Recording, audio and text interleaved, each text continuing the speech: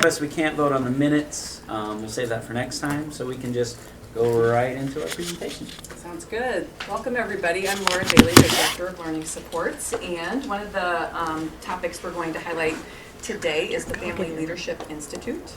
And this is a topic that Julie Robinson, the principal at Nan, is going to give us just a little overview about how she kind of got it going and found a connection with families and got started. We'll give you a little background and overview about the funding and the supports for this, and then just maybe some next steps with moving forward with how we can offer it perhaps elsewhere. So Julie is up.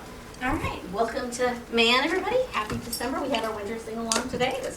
If you're having a hard day, you should just sing songs with kindergartners, and it really makes it go better. So, Should we start now? Yeah, I know. Should we start now? That's right. I'm going to get the jingle bells. So Laura said I was going to tell you a little bit about how I got it started. So here's how I got it started.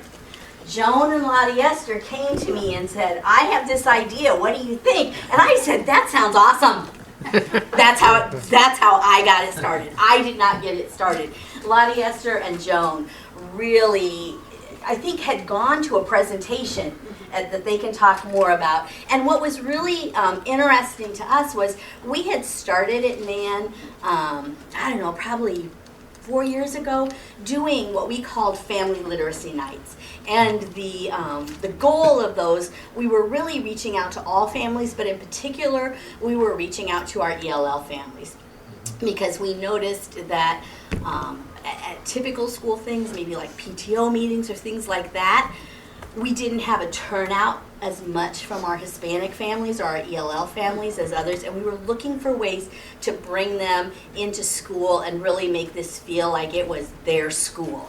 And then we were also looking for ways, we were listening to what they had to tell us, and some of them wanted, one of my very favorite stories ever was a parent asked Lottie Esther if she could teach them to read and write in Spanish because her friends who knew how to read and write were texting and she couldn't, and she wanted to know how to do that. Because a lot of our families that come, the parents haven't had a lot of formal education because of their life in their home country. And so we wanted to just sort of take our lead from the families and see what they wanted to learn and what they wanted help with. And that's how we started our family literacy nights. And then when Joan and Lottie Esther went to this program, it seemed like it tied so well into the family literacy night structure that we already had in place. But the curriculum that this program had really gave us some solid offerings that we were missing. And so that's how we came about that. Thanks, Julie. And also, as we're each taking just a little slice of the presentation, and so as each of you come up, please make sure you introduce your who you are and what your position is and what building you're at as well. So to give a broad overview of how the Family Leadership Institute aligns with our district goals, of course we think about the broad goals embedded within our comprehensive school improvement plan, but more specifically through the community education, the CDAC, that you see some reports and documents that you're approving annually at the board meetings. Generally, the overall goal, one of the goals within CDAC is to welcome and support our immigrant population. And knowing that community education needs to fulfill the purpose of really supporting the community versus direct service to classroom support, that this is one way to do that, to try to welcome and invite families that may experience barriers, or as Julie has said, with feeling welcomed or oriented into the district. And so also as part of our ELL action plan, we have a LAU plan that is required by federal law, as well as a local education plan that we work on to develop through our Grantwood AEA ELL consultants and partners. And one area within that action plan is to improve engagement with families of English learners. So each year, there's a requirement annually that any families whose students receive English language learning instruction have a meeting where they are informed about the instructional program, how the students will be assessed, how the students will be monitored, the exiting process. There's just a number of established criteria to review with those families. And all of our schools have to implement that type of a meeting at the beginning of the year. And this is one way then to extend that and to provide additional learning and support for our families to be able to be engaged with their child's education. So those are some connections with overall goals. The way that we came across this resource was actually Amy had a conversation with Joby Lawrence. Is that who it was? Joby Lawrence, who is the Title III ELL consultant from the Department of Education at the time. There's a new, different one in that role now. And she had approached us and some other districts in Iowa that had high numbers of English learners to see if we'd be interested in engaging in this ESL, which is English as Second Language Endorsement Grant. So when we talk about ELL teachers, it's not an ELL endorsement that they have, it's an ESL endorsement. That's what Iowa calls it. So if you're thinking like, why does that say ESL versus ELL? That's the reason. ELL is the student, the English language learner, and ESL is the endorsement. And so Amy got that kind of up and running at that time with the assistance, a little assistance, not much. She kind of got it going with me and the ELL coordinator at the time. And so that grant offers an opportunity for 6 to 7 annual teachers in our district to participate in a program where they obtain their ESL endorsement. And it's for the purpose of helping that content area teacher learn strategies to provide better instruction for English learners. It's really not intended to try to swoop all of those teachers into becoming ELL teachers, but I mean, it's fine if that happens, you know, that they could, but it's really to strengthen the classroom experience for English learners. So that's kind of in a nutshell that grant, and it's K-12. And then there's a component of that grant that's a family engagement component. Through that, the grant offers training of trainers to go to FLI training to learn how to implement these modules and these lessons to parents. And so that's what some of the people here today attended to become trainers to be able to deliver this FLI. And as we go on, they'll explain a little bit more about it. And Lottie Esther is up next, and she is one of the ones that is an FLI trainer and can share more about the program. My name is Lottie Esther, and thank you for coming. I'm a student and family advocate, and this year I'm at Maine and Lincoln, so I'm in 2 buildings. The Family Leadership Institute, the objectives is to increase engagement of family in their children's education, provide purpose, tools, and direction to parents and their children to achieve academic success and success in life. Produce a cadre of knowledgeable and committed parents and caregivers who actively support schools and community efforts to benefit the children and encourage other families to do the same. And I think so when we were talking about this objective, I think so it gives them more self-confidence to the parents because they are coming to the building and they coming and learning. So I think so that help with the children also in the area of academic. The children see their parents, they come into school, so I see my parents that they are learning, they're gonna see my teachers, so that help the children. Oh, they come into the building, they are learning like us. So I need to behave in the school because every Tuesday teachers are gonna see my parents. So that will increase their behavior too. And also it helped the communication with the teachers too. Like if the teacher they go home and they couldn't get a reach of the parents, oh I know the Tuesday they're gonna be here. So that communication, increased communication, behavior, and just the self-esteem of the parents too. The models, there's 10 curriculums in the models, and the first one is home, where leadership begins. And the first one, a lot of the parents, they enjoy, because they say like, but we're not leaders. And I said, yes, you are. Are you a mom? Are you a dad? Because we have moms and dads. Yes, so you are a leader. And you are the first leader of your children. And you have to be like the strong leader because they're gonna look after you. And she said, no, but we're not a teacher. We never went to college. And I said, it doesn't matter. You are the first leader of your children. So that's a really good lesson. In the first one, we learned that how we have to really be positive and tell the positive stuff to our children. and I have one mom, and we start like, it doesn't matter, we don't have to learn a whole curriculum, it's just words in the morning, like, good morning, how are you, I love you, have a nice day. And we practice, because a lot of them, they say, we never hear our parents saying, you are strong, you are beautiful, you can do it. So we practice, and the one mom say, I have a city high daughter, and she said, this morning I told her, oh, I like your hair, how you do it. I like how you match your shirt and your short. And she said, Mom, are you okay? She said, are you sick? Because I never hear that. But they like it. And she said, Lady Esther, my daughter thought I was crazy. And I said, keep being crazy. She didn't like it. So the first one is really good. Then the second one is self-identity. We learn about the past, the present, and the future. How the past, it helped them bring the present, that is their children. And we go like the past, is their parents or grandparents. The present is them, and then the future are their children, and they have to be connected. Then the third model is living in two worlds, culture and generation perspective. So we Hispanic, like we're learning how they're living in two worlds, the Hispanic and then in the American culture. Then the fourth one is the storytelling and journaling, valuing literacy through family history. In this one, I have another nice story to tell you too. So this one, they learn as a parent how to write a story, and I have a lot of parents, we all together. Some of them, they went to school back in the country, some of them, they never been in a school. And I say, I gave them a piece of paper, and I have different material like markers, and I say, you know what, we're gonna tell a story. Just tell me how your day was today.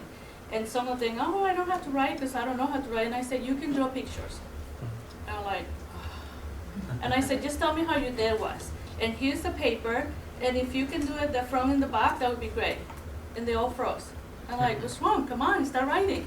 And she said, we don't write. And I said, can you imagine your children when the teacher say, we have to write in the journal?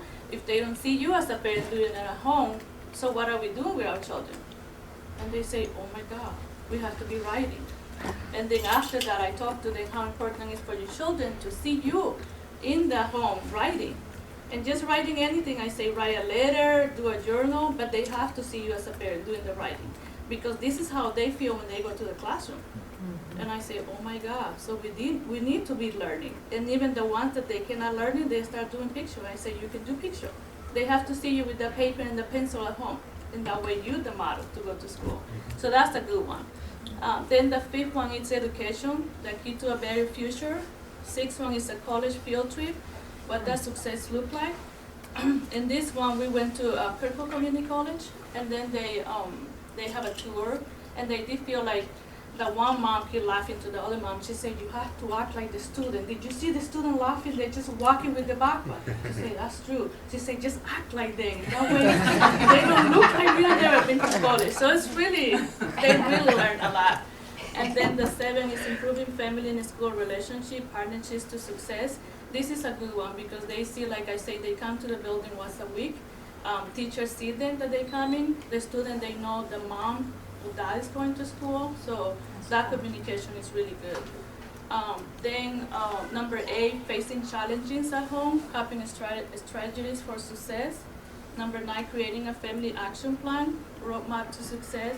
And in this one, we learn about, with your paycheck, how you can distribute your paycheck. How to, then we make an action plan. What is important to us? What is what we need or what we want? And then that's how they learn. And then when they were doing that, after they did like how much I pay for rent, for car payment, all that, they said it's not enough. And I said that's what we need to tell our children. You need to go to college because you're not gonna get my paycheck. You need to get more. So it's they really comparing what they are now, what their children is gonna look like in the future. And then the 10 was celebrating family academic excellence and successes as a way of life. So these are the 10 models that we learn. I guess I'm up. She's a hard act to follow. She's a rock star. I got to observe her once, and she's just amazing. She has these parents in the palms of her hands. It's amazing. So Julie and Laura had mentioned a training. So the Grandview folks basically allowed us to go to a training for free. So we tested the waters by going to West Liberty. And so the woman there with Lottie Esther is Consuelo Castillo Kickbush, and so she's a national speaker, research-based. So this would have cost like thousands of dollars for this many people to be able to go, so we felt lucky to have that. So the four of us went, then Lottie Esther came back here and implemented it at Man, and then we decided to bring her back to Liberty in June, and we had, we were joined by, is it Collinsville? Is that the other community? Postville. So Postville joined our training, because we joined West Liberty previously, and then we had a total of, it should be 12, not 2 participants. So we had, yeah, 5 votes there. Yeah. So anyway, that was I think a really valuable thing that we got to do for free. So you want to highlight anything more? I should have just had you talk about the training, so I didn't. I think so. So we did the first one. I came really excited, and I told Julie, we need to do this. Julie, this is so exciting. Julie, what? Like, yeah, let's go do it. So then, and we are lucky in this building because we have a good partnership with Zion Lutheran Church, and they come and help us. So they come and volunteer because we have. So the first night we had 19 parents, and each parent will have minimum of 4 children or 5 children. So we will have a lot of children. So Zion, they will come and help us with the child care and entertain the children while the parents go. They not even, some of them, they like to bring the baby, but I say, can you take the baby? I'm really gonna to class, and I'm really gonna learn. So we did the first one in March, and then we had 19 parents coming to the section. And then in October, we have 28 parents. And when it's happening that a lot of the Hispanic parents, they like to compete. Like if one family is doing something, I have to do something because then I will look bad. She's from my same country and she's going to class with Ariesta and I'm not coming. So they keep bringing friends. And they keep telling each other. Because the first time I only planned for 19. The second section I said, Julie, we have 28 families. How many children do we have? And like, Julie. But that's what happened. They keep talking to each other. They say, hey, Ariesta's teaching this. You want to come and learn how you can help your child writing? Come. And she said, yeah. And then the one parent told the other parent, do you know that so-and-so is going to graduate with Miss Robinson? She said, you need to go in this class. So they compete, and that's how we keep bringing. So the second one, we have 28 families. And then we're going to do one more in the spring. But we figure out that the winter they don't come out because it's too cold. So we're going to wait for the ninth grader to come. But can I just jump in for a second and say about Zion Lutheran Church has really partnered really in a great way with our staff. And our staff, you know, everyone on staff took a night to come. There were 5 or 6 sessions, 5 or 6 Tuesday nights in each session, and people took turns. And Zion has just been great about saying the more people that come, the better, because they also help us pay for transportation for a school bus to go pick families up and bring them, and they also pay for supper for the kids and the families at night. And so they've just been remarkable about saying as many people as you can get, don't worry about the cost, we'll cover you with that. And then they also, for both sessions, bought a beautiful graduation cake that said congratulations in Spanish. And so we had a real celebration because the program gives a great, very official looking diploma. And so we had, and then now that we have our beautifully remodeled building, this October they got to walk across the stage and get their diploma and then have graduation cake afterwards. And if you had the chance to come, come to one graduation, you have to come because they tell each other that they need to dress nice, so they dress really nice, and then they even say to each other, remember you use this hand, don't use this hand. She said, I know, I have never graduated, I have never been to school, but she said, you are cool when you go to the stage. This is between parents talking. And she said, do not mess up. Remember, you get this and then you get this. It's kind of cool. They're really proud high school of what they learn. So then we expanded to Twain and Alexander, and we had it at the Dream Center. So Shannon Miner's here to talk about that a little bit. Hi, I'm Shannon Miner. I'm the Student and Family Advocate at Alexander. I was trained on the FLI model at Liberty High School in 2019. And the most important thing I walked away from with that myself was the way this model works is the understanding that every single person around this table all the parents that we serve, every single one of us are members of this district. And we each have a role, and no role is truly more or less important. We are all members of this. And Consuelo regularly says, I'm not teaching parents, districts shouldn't be scared. I'm not teaching parents to go scream at the school district. I'm teaching parents, you are the school district. So here are the tools by which you can feel some confidence as the leaders of your own family and as leaders in your community. And so I would echo what Lottie Esther said. Please, as we move forward with modules, we will let you know, and we would love to have folks come and sit in our circle with us, because we always begin and end in a circle, and we say, we are the Iowa City Community School District. We are this community, and we are here together. And we say that like a chant as a group. And that's really powerful, because it reminds us of our responsibility to each other in community, and that we have that opportunity. We had 7 parents participate between our 2 buildings. We were intentional. We wanted to work out some kinks first. We did our first module of what is leadership in the home. We are planning for a second session in February of 2019 with parents chomping at the bit. Similarly to these guys, I went to Chris Gibson and I said, we have to do this. And Chris said, what do we have to do, Shannon? And I said, listen, and I got all excited because I get really excited. And she trusts that, so she listened to me. And she agreed to do it. But the one thing she said is, Shannon, in our community, we have this is really geared towards those emerging English families. But we also have some families who live in our community, and we're seeing kids come to school, and they're expressing conflict within the neighborhood between cultures. And our parents are expressing that to us. And I'm hearing parents talk about it, and we've done some restorative circles. And she said, I'd like us to think about inviting some families to truly represent our whole school, with the idea that we are all members of this community working together. So we intentionally did that. Although the majority of our families were predominantly Spanish speaking, we did invite both some of our French and Swahili speaking families. We found that the night was not a great night due to some conflicts with some Congolese churches. So we are going to change our night to assure that others can be involved. I am going to read a letter to you from a mother who was going to come today, but she started a new business as part of being encouraged during this, and she got called to go serve a family in her new business. So she dropped this letter by. I want to make it really clear, I did not write this letter because it starts off kind of nice about me. So I want to make it super clear, this is not my writing. Okay. But she asked that you all hear this. So this is, her name is D'Angelo. So Miss Shannon, who is a very giving person, called me to check out FLI. Knowing what kind of person she is, it was important to me that I showed up. Not knowing what to expect, I started to notice words like legacy, goals, and leadership. Simple words that were not talked about where I came from. I felt exposed to a new way of thinking. I thought about how can I make my child's life easier and maybe a little stressless. Someone in the class said, quote, I want to show my kids that anything is possible, end quote. Lead by example came to my mind.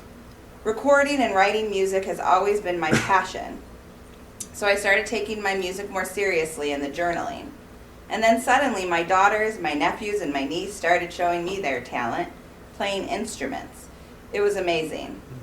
These are the moments I envision a legacy. FLI helped me to understand that purpose. Being in a room with people with different backgrounds showed me that no matter where you are from, we really all just want the same things. To be better leaders for our family and wanting the very best for all of our kids. Thank you, and sincerely, D'Angelo. Great. Thanks, guys. So it's really hard to follow all of them. And Joan, we'll kind of wrap this up together. But next steps moving forward are to think about how we can continue to provide this opportunity for more families. And one of the ways that we're doing that is through our Kirkwood Elementary 21st Century Community Learning Centers grant. that Amy Mintier, our extended day coordinator, just submitted and dropped in the mail on Friday. By the way, it was like 100 and how many pages? 119 page grant document. And a funny little thing is Amy was telling us, like, she put it in the mailbox and she was like, where's the fireworks? Like, she's been her last month of work practically, writing this grant, putting all this money or time and effort into it for the hopes that we get money. And so one of the unique ideas that Joan and Amy worked on together was to try to embed the inclusion of the Family Leadership Institute into that grant, and to try to scale it up and continue to provide it at Kirkwood Elementary through that programming as well. So that's one thing that's in the works. And then just exploring offering at a couple other sites. We are starting small on purpose because of our always limited resources that we have, but we've got a good start, and so we just want to make sure that as we kind of take that next step that we do it well and that we don't try to do too much at once. And so did you have anything else you wanted to add to kind of the next steps? Or Great summary. Thank you to all of these people for being here and for providing a good overview. I'm sure there's many more stories that could have been told and shared just with the interaction with the families, but we wanted to give you that overview, and then we're open for question and answer, and we can come sit at the table now, I suppose, if you do have any questions for us. So anything on anybody's mind? Yeah, come to the table. Come on over. Of course. And also, Sheila Niels is our, you remember her from Cornwall Central. Yes. She's our ELL coordinator. And so she wasn't here when we started the Grandview grant, but she's assumed the role of the coordinator that was here at that time. So she does a lot of communication with those teachers who are in the ESL endorsement program, and stays in regular contact with Grandview University, and as well making the connection between these family resources and the instructional day for our students as well. So, Laura, I may not have this program put together right in my mind right now, but you described a family or parent activities, and then as I understand, there must be another component of the entire process that has to do with English language learning and so forth. So this Family Leadership Institute is a part of a grant that focuses on quality teaching for English learners. And so it's kind of like this peripheral part of the grant.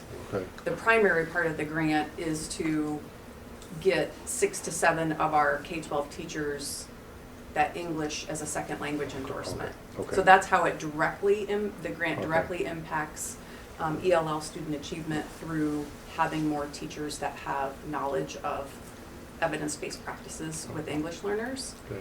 But the grant's comprehensive in the sense that they wanted to include that family engagement component. Okay. So this presentation was more about the family engagement. Okay. part So of it. if we wanted to continue to expand the family engagement part, Yeah. how much money would we be looking at?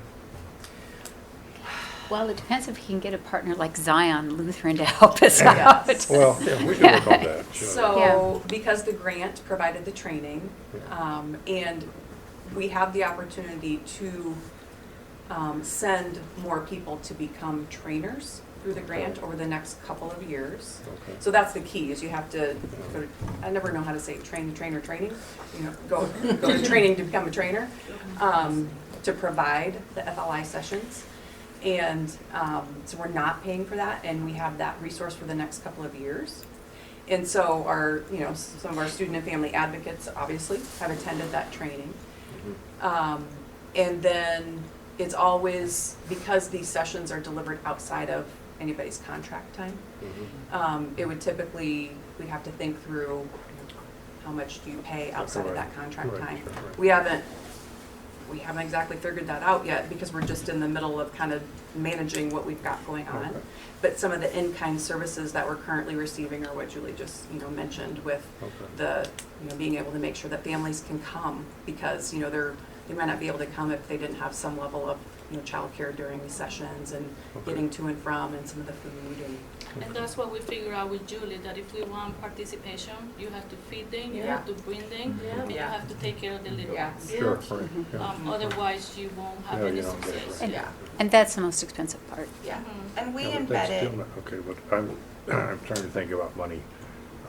We can figure So- that out and It doesn't Right. sound to me like this is a $500,000 Oh, program. no, no. no, not at all. No, I'm not saying it doesn't No. have a price tag, but it's not that much. Okay. But we It could really figure isn't. out, and we've put budgets together and we have some information, but to think about the ongoing cost and the sustainability is a Right, little bit yeah. different than how we're doing it right now. Sure. So we could do that. That's a good Yeah. question and a good request. It's sort of along those lines, understanding kind of what the true demand is, because like your first class was 19 and the next one was 28 and I families. cannot wanted- imagine the next one. Yeah, so trying to get an understanding of what the demand is, Right, yeah. and then And that's it's just from an me, operating yeah. expense going Yeah. forward. I mean, how many families will we be serving in this Mhm. process? I mean, that would be interesting. Mhm. And the other thing Forecast. is that in the Latino family, is one person gets something, the other one will get it. So I can see, because in our next class, we have 3 families that they were not from our building. So I can see they're gonna keep telling the whole district, Yeah. all this Hispanic, well, you giving this class, we need to get this class. yeah. And we need to help them because relationship is big. Yeah. Oh, You yeah, know, right, you should yeah. see the children, they check on me in the morning, how's my mom doing? Absolutely. Did you talk to my mom That's last night? powerful. She That's came to class, powerful. she was there. Is she bringing homework? See, so that's helping. Yeah. It's cool. The other thing that Joan did when we were working on this is to make sure that we had some of our community agencies send people to the training as well. Yeah. So, because, there's only so much the district can take on. And so then for us to be able to say, hey, was it I See Compassion? I can't remember. Neighborhood centers. Neighborhood centers. And so, that's another way to scale it up and to continue to really partner with some of our agencies to provide it, at times that we can't or to work together. And then the other funding stream that we use for the operational costs is Title I parent engagement, because you have to set aside, is it 10% of your budget, or I can't remember the percent, Amy probably knows. And so this, sometimes we do parent engagement, but this is a little bit more substantive parent engagement, so Diane has been very supportive of that. So that's another potential. I mean, we're using some now, but the other funding stream. We wove and embedded as well, access to other supports during that. So we were paid, for our time outside. SFAs do have extended time, but that is also figured out, for our building needs as well. So we were paid for our hours that we taught. But I tried to embed that time as well with other things that I might be doing. So if I needed to access a family in regards to something related to school, then I tried to couple that time really intentionally, even with, as many of you know, our push for immunizations right now, like, hey, can I chat with you because sure. I know this is happening, or I know this resource is coming. If you come tonight, I can help you get some winter gear tonight. Oh, wow. So really trying to weave that in. We intentionally chose a site that was in the neighborhood. Alexander is really unique in that we're kind of on the edge of our neighborhood. So we chose a spot that was in the middle of the neighborhood that even if we couldn't get out to families, they could walk there. The bus stopped right outside of it, which then released a transportation component. I think we did it at the Dream, now the Dream City, I guess it's called, just changed. Yeah, but yes, it was the Dream Center. I think we might weigh some pros and cons of that, because then we also, I didn't have a printer. I would have to go back to the building to get the things I need. So there's pros and cons. I also brought literacy for the children that were present. So I got books that I knew. I spoke with my library. I spoke with the teachers, and I assured that we had some games and activities that would also just increase fun, but fun around learning, so that kids could see that, And the other thing I would just say is we talked about Zion being a partner, but we're really fortunate in that we're one of the few elementary buildings that are actually within walking distance of the University of Iowa. Yeah. And so we've had a great partnership with the University of Iowa too. And I would say this year is really the first year that we saw There were a couple of girls who started this student organization at the university, and they provided a lot of volunteers, both to help teach with Lottie Esther, because finding people that can speak Spanish is really important for that to be successful, and then also help with the childcare, which was a great thing because especially there were some international students in that group, and so just providing role models incidentally for kids while that was happening was a great piece of that too. So, what do you think you're learning about advertising or publicizing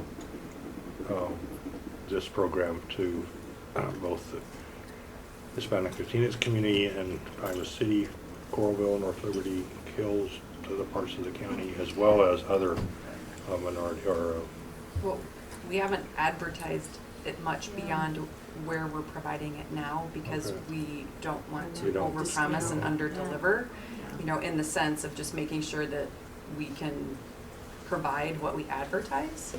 And I think that's some careful thinking about how to build on it, but yet not to build it too fast or in a way that we just, I mean, you know, yeah, and to make, it's a lot to ask. You know, they enjoy it, they're really great at it, but we want to make sure we're, you know, asking reasonable, the putting numbers of people reasonable to come expectations on the watch. trainers, you know, as well. So we're kind of in baby stages, and some of the questions you're asking, you know, are things we've kind of kicked around and asked ourselves, but we don't have a scale up plan quite yet, but we are thinking about how to do that.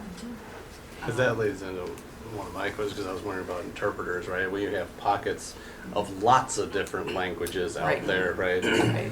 So That's a scale-up question for Yeah, sure, there is is. how you're going to Absolutely. reach all those different In the language speakers. curriculum, and any of the trainers can correct me or speak more to this, was designed for the Hispanic population, but it can be used with any parents. But those are some resources we would need to think about in order to deliver it. So our curricular tools, all the curricular tools we have available to us are in both English and Spanish, and we were trained as such. Lottie Esther teaches in Spanish, and she can speak more to that. I had to access interpretation for anything that I didn't have, you know, materials for already. And we really, at Alexander and Twain in particular, our goal is to have many of our Congolese family, you know, newly arrived from the Congo families involved, which would require French and Swahili. So it's not just the logistics of the interpreters. We had our cultural liaisons who were all trained. They, at the time, were through the neighborhood centers, so they were trained as neighborhood center staff who speak Spanish and Swahili, present with me at all times when I was teaching, and so we would just pause. But there's all, you know, pause and allow for that instruction to occur. But I think that there's some realistic elements to building this out where we would have to think about how we broke it down, because I wouldn't be able to get as far in my instruction if I have to teach 2, 3, or 4 different languages simultaneously. We imagine as we built out, we've had dialogue about this, we imagined as we built out that we might come together in a large group, especially because our side of the community does all overlap neighborhoods of all sorts of emerging English speakers and English speakers, that we would perhaps do like small groups. So where maybe the Swahili speaker and I would work together in a small group over here, and maybe the Spanish speaker and Kayla from Twain, who's a trainer, would work together, but we would come together for larger things. We also do a lot of cultural celebration in this that we haven't highlighted that I think is really, really important for everyone to understand. We did a potluck. Everybody really wanted to share the last night there when they graduated. They wanted to bring something that they would bring for a celebration from their culture. And then our principals showed up, and they really couldn't believe that the principals showed up for them. I mean, it was like when Chris and Jason walked in like celebrities. Everyone wanted a picture with each of them. Really, Joan was there. Yeah. I'm not much of a photographer. But the food, it was just a really, there's so much research that shows that that's how you transcend culture, right? Is that you come together and show common. So we're doing, this is not just doing one thing.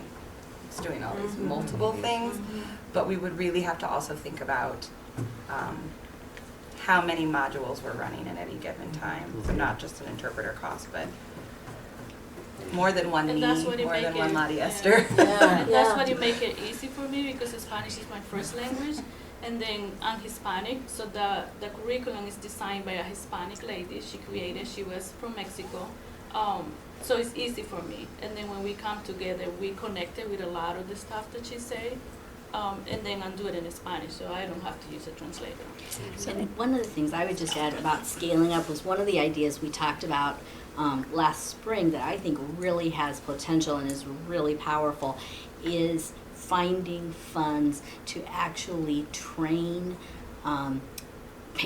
parents, family members, so that they, because Family Leadership Institute, and I think that's the way forward. That's the way to be powerful. That you're not coming to school to get this training or this knowledge, but here's someone from your community speaking your language who has been trained. So when you think about money, one of the things that I think would be the biggest bang for our buck would be to identify parents at each school site where this has been piloted that we would fund to get the training, because we have great leaders in our schools, and the validity that they bring and the relationships that they bring is just incredible. So that would be one of the suggestions I would make, rather than also look for people within our district to be trainers, is invest back into our families and empower them to become the trainers and offer that training.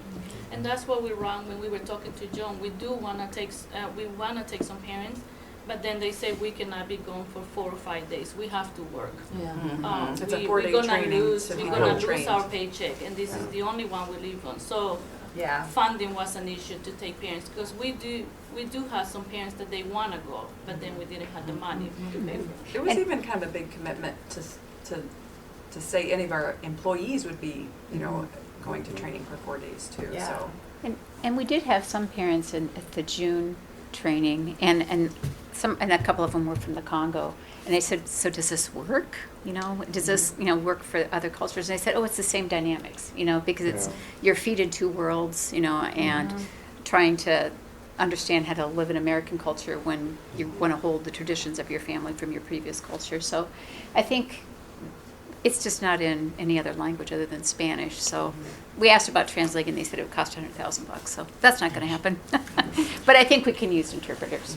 Something else to offer when we think about scaling is the grant is giving us access to the modules and then paying for all the materials that these guys are able to use. So Right. not only do we need to eventually think about the human resources aspect and how we would continue to implement it, but that's going to be a cost that comes out of after this 5-year involvement with the grant. But honestly, I feel like it was kind of a windfall. We were super lucky that Joby reached out to us. I think Grandview is working with 5 or 6 districts total, and across the state there'll be roughly 150 new teachers that are ESL endorsed. So just being asked, we're super fortunate to get to do what we're doing both on that side. And while Laura is exactly right that the intent behind the ESL endorsement isn't necessarily to get ELL teachers in classrooms. It's to really build that content and background for the current classroom teachers.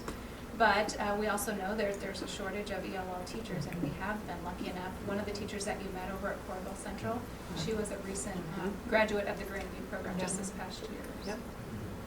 And also the Grandview director is coming in January to meet with some of the parents and just get the input. What do you think? So it went well. What make a difference in your family's life coming to this workshop? So they are coming and meeting to some parents here in January. And we targeted, back to your question about how did we target, we invited very intentionally, which is why that mom said when Miss Shannon called, we were like, we're going to invite. And when Kayla and I invited, we very much said, we're choosing you. We see you as leaders. Here's why we see you as leaders, and we need to do this together. But I am actually, this next module, I'm going to connect it to student success outcomes. I'm going to poll my students whose parents are present and see if we see any changes in attendance. Yes. That's a great idea. And see if we Yes. see any changes in ODRs, Yes. if that's relevant to that child, and see if we see any changes in academic success. Oh my gosh. I know, well, I'm kind of a nerd. No, no, it's not fascinating because you would think this level of engagement would help. Sure, and we And know you this will see it, longitudinal. Yeah, you will see it because we see that in our building. Oh, it's Tuesday. I need to behave. I was really good last yesterday. My mom coming? Yes. Mom. But we That's know. what made me think about too, that window when their parents are in the experience Yeah. versus maybe even outside, you know, and then like how that prompts, okay, what kind of follow-up would we do Yeah. with families once they complete the experience And- too, right? Yeah. And the other part, I think, that is for the academic part, is it was like you were talking about with writing, and we also saw it with reading. And we saw kids who wanted to become tutors for their parents to help them with what they were reading. And so, you know, where maybe reading hadn't been happening at night, now it really was, because they were not only taking the book home to read, they were also taking the book home to help parents learn how to read. And the other misconception that I always feel horrible when I hear a parent say it is that some parents that bring their kids and the parent doesn't speak English, they think that they're doing a disservice if they are reading or talking to their children in their own home language. And they have this conception that their child is trying to learn English, and so they should not read to them in Spanish, or they should not read to them in French. And I think that's just a really important message that we try and send all the time, that first language is a huge benefit to you, and don't lose that first Because in every language. class, I have homework for them, so they went home and they were doing homework. All the presentation that you see, this project that they went home, and a lot of the kids say, we help my mom do your homework. Do you see more like an uptick in parental engagement with parent-teacher conferences or PTOs, that sort of thing? Yeah. I have not seen that. We have a goal at Alexander of 100% regardless, so it doesn't necessarily, and we work really hard towards that for conferences. I can't speak to PTO. I would say though that, you know, research on parent engagement, pretty solid research on ongoing parent engagement across many many researchers, doesn't necessarily suggest that showing up at PTO is really a very strong indicator of changing of student success or engagement in learning, but obviously conferences is. But I will also say that one of the strongest indicators of academic success longitudinally with parent engagement is that parents see themselves as impacting their child's learning, and that's been pretty strongly researched. So I don't think it's too much of a leap or a hypothesis to assume that if we are delivering that well, that down the line we would see that. And the second component is that parents are driving that learning, and that's been well researched by what was the Harvard School of Education and Vanderbilt, that if parents are driving that learning, not that schools are coming to them telling them this is what you should learn, but how do we work together, which is exactly what this module is doing. And you know, the PTO thing, I'm not attacking, I just want to make it clear because I get asked that all the time. Get more because volunteers at you know, not PTO. from the student engagement perspective, but thinking that, you know, the PTOs are a pretty big leadership component, Absolutely. but they sure don't look like our student body, That's the truth. right? And they don't look like our community, and they tend to be a very narrow group of folks That's who true. frankly get burnt out, Absolutely. right? And especially, you know, I mean, maybe there's 2 people that go to Kirkwood PTO. I mean, it's just, you know, you rely on these folks who can show up and they get super burnt out. Yeah. So one, there's just work to be done Sure. in a PTO to support the school. And 2, you know, that's going to help change the leadership in our community to Absolutely. be more reflective of Right. all of the culture Yeah. of our community. And it's just one avenue that maybe some of these parents will see themselves, Absolutely. you know, because then PTO becomes DPO, and how many DPO people Or are school board board members. You know, You're right, it that's a really good is a point. Yeah. leadership part from that angle. And I would say we saw 2 things that, until you asked that question, I never actually tied together. But since we started the Family Leadership Institute, for the first time that I can remember, we had Hispanic families that volunteered for our school carnival. Oh. And we had several Nice. booths So there that was were, a good we had example. several Right. booths That's that good. were run by Hispanic families, and I think that was huge. And then the second piece that has been a huge benefit for us is we have several families that are, you know, for conferences, parents always sign up to bring food, Oh, yeah. and we have had some of the best Nice. international food I can tell you about. So we have upped the conference meal that parents have just brought in. I mean, just delicious food, and I would say. Schedule a visit. Yeah, that's right. And so those, I would say those have been two differences, and I think it relates to really like feeling like this is Their your school. This is Yeah. your school, Yeah. and they This is know your when they district. walk in Yeah. where the office is and where the library is and where the art room is, and they just, they Yeah. know all of that. So I would say I'm glad you asked that because I hadn't really connected that was why before, but I think that probably. And how many plays a part. trainers? Are you the only two? And I'm a trainer. Okay, how many do we have in the district? Joan, how many? Counting Well, I'm not a community. trainer. I've been trained. I We should say had that. 2 leave the district, and then we trained 12. So I think we have 14 Oh, wow. Within the community. With the community and Yeah. district. Okay, Within district. so, not, Okay. I mean, that's. The, That's a lot. The other thing that is an unintended, but maybe intended by us SFA's context of this, is that it's cultural responsivity to social emotional needs of our parents and families. This is really fighting isolation, and as you go on down through those modules of storytelling, we taught our families how to journal. We had several sessions where in circle we dealt with some really heavy emotions in regards to the journey here, our journeys in life. And it was really unique to see some of our native-born families as well as our not Native American-born families comfort one another in the realities of what it means to now be here and be building this community together. And it is a large challenge to meet cultural needs of social emotional, and I'm being very mindful not to say mental health, because mental health, A, that's not what we're doing here, and B, there's a cultural element of that, right, that we need to be accounting for, but woven into this is fighting that isolation, is building a sense of community and offering a space where you can be really vulnerable to your life experiences and the most important thing to you, which is your children. Yeah. And we're all here, and you hear that from the families. We brought them here, and school is the most important thing for our families and our children.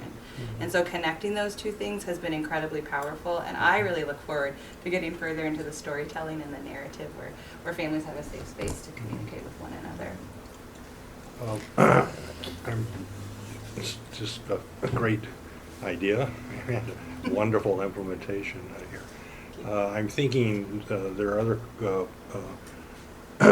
ethnic and cultural national groups in the community which are quite large too. Yeah. And so, in order to avoid any jealousies or why aren't you doing this for me, this? Yeah, come hang out with me. And I'm not sure, if you could continue to reach out or to just start the same things in other communities or in other schools which Yeah. have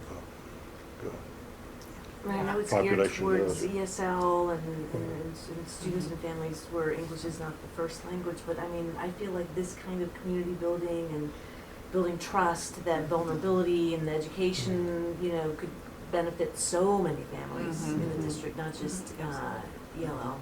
Deandra, who asked me to read that letter, we don't have a picture up. She was born here in Iowa City. But you talk about getting to SEL and isolation, combating isolation, I mean, this is amazing. She's already reached out to 2 moms who she met in that group whose kids don't even go to our school because they go to Twain. And she's said, hey, when I go to this is my town. Yeah. You want me to show you our town? Like, she literally said, I went to Jackie. Oh, she did. She walked over and saw her. She said, I was going to go to the grocery store. I thought maybe she could come with me. So it's also just building community. Yeah. Because I would like to see it like in the junior high and high school level. We do have, when we saw our parents, they brought the whole family. We have high school and junior high coming to our family learning night. But I would like to see it expand to like a junior high and high school, where they see their parents coming once a week to the building and building that relationship. So, and I imagine, maybe more of that will happen at a grassroots level, but just as we are, I like that we're being mindful, we're not overextending ourselves. But my guess is the demand's going to be significant when people see what it is and they experience what it is. And it doesn't, especially if we're partnering, not every school, but a lot of schools have those community partners who kind of adopt them in their neighborhoods, and if we can maybe identify some of those places where they can pick up some of the, but even childcare and food isn't like an extra SFA time, we're not talking $500,000. No. And the impact, I'm sure we're gonna see it in data, but just the community impact and the anecdotal stuff is powerful. I budgeted for 5 sessions, 6 sessions. I was in charge of the food. Okay. Or ordering it. Yeah. And I think I budgeted like $200, $250 max, and I don't even think we spent it. And that, there's a lot of Hy-Vee often help. Kirkwood, Hy-Vee helps out there. Or, the Life Church around the corner helps out a lot. I know, and I imagine that's everywhere. Thank you so much. Do we have any more questions for these folks? No, just amazing work. Yeah. Honestly, thank you all You guys, so it's much. awesome. It's so fun. Please come. Oh, Let us know. You guys, they would lose their minds if this was working. Actually, one of them said, That's why I Mr. want- Murley coming in Spanish, and I said, I forgot to tell him. No, please do. Yeah, It's so like can we another make sure we graduation. We get would those love it. dates? Graduation. Congratulations, or the it's either or. Yeah. With timing, Yeah. just coming to any of that would be Yeah. really Yeah, exciting. and you can bring your kids if you have kids, guys, because Yeah. we're just gonna let them play and eat some hot dogs. Childcare and It's gonna be food. fun. Having done a few graduations, nobody knows how to shake hands and grab a diploma. Nobody does that. That's key. Oh, the pride in the diploma. The one exciting. that we do, their kids cheer for the parents, I and know, the I love louder that. they I love compete, that. right? That's that. exciting. That's exciting. Thanks, guys. Thank for you your all so question. much.